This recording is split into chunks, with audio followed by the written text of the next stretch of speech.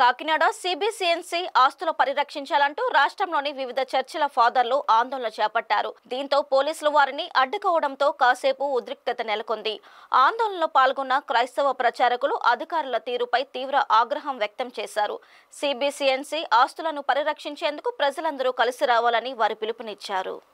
ఈ సందర్భంగా పలు చర్చి ఫాదర్లు మాట్లాడుతూ కాకినాడలో ఎంతో వైభవం గల సిబిసిఎన్సి ఆస్తులను కల్వరి సతీష్ కుమార్ కు కొందరు అక్రమంగా అప్పగించారని ఆవేదన వెలుబుచ్చారు. అయితే తాము జిల్లా కలెక్టర్, రాజకీయ నాయకులను కలిసి ఈ ఆక్రమణపై ఫిర్యాదు చేసినా స్పందన లేదని వాపోయారు. అధికార బలంతో విద్యార్థులు చదువుకునే కళాశాల ఆస్తులను ఆక్రమించుకున్నారని, దీనిపై చివరి వరకు పోరాడతామని హెచ్చరించారు. నూతన ప్రభుత్వమైనా సరిగ్గా స్పందించి సిబిసిఎన్సి ఆస్తులను రక్షించాలని విజ్ఞప్తి చేశారు.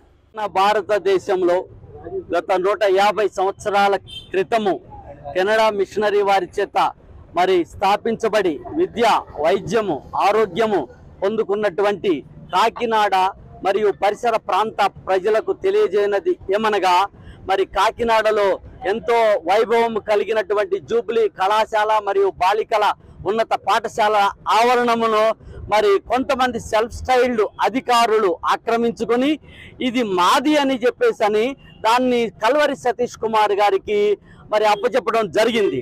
ఇది అక్రమమని గత 6 నెలల నుంచి జిల్లా కలెక్టర్ల వారికి, అధికారుల వారికి అందరికీ తెలియపరిచినప్పటికీ కూడా వారు ఏ విధమైనటువంటి చర్యలు తీసుకోకపోవడం వలన మరి మా మిత్రులు మరి ఉయ్యూరు ఫీల్డ్ కౌన్సిల్ నుంచి ఉన్నటువంటి దీపక్ కుమార్ గారు, అలాగే మరి ఇక్కడ ఆంధ్ర బ్యాప్టిస్ట్ చర్చి నుంచి ఉన్నటువంటి రాజ్ కుమార్ గారు, ఇంకా కొంతమంది సభ్యులు కలిసి మన 3rd అడిషనల్ కోర్టులో ఒక దావాను వేసి ఇంజంక్షన్ ఆర్డర్ తీసుకొని వచ్చారు.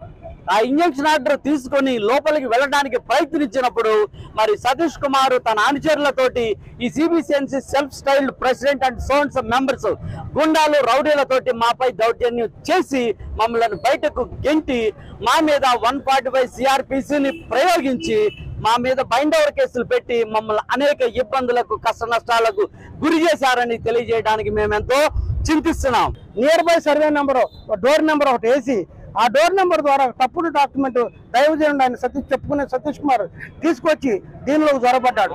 ఇది మీకు అందరికీ మీరు సమాజానికి తెలియజేయాల్సింది ఒకటి ఏంటంటే, ఇది ఒకటే కాదండి, మాకు ఎక్కడెక్కడైతే హై స్కూల్ ప్రాపర్టీస్ మూసివేసి ఉన్నాయో ప్రతి దానిలోకి వెళ్ళటానికి అట్లా అగ్రిమెంట్లు చేసుకున్నాడు. అంతేకాదు మీరందరూ మరి కాకినాడ వాసులు, కాకినాడ పరిసర ప్రాంతంలో ప్రతి ఒక్క ప్రజలు దీని మీద తిరుగుబాటు చేయాలి. కారణం ఏంటంటే 150 ఇయర్స్ నుంచి ఇక్కడ విద్య అందించే స్కూలు. మీరు గమనిస్తే దానిలో మరి ఆ పెంకులు గింకులు లేపేసి 4.5 ఎకరాలు తీసుకొని ఈ రోజు మరి ఈ కేవలం ఇది ఆరాధన అని, దీనికి ఒక టెంపుల్ అని తప్పుడు మాటలు మాట్లాడుతున్నాడు.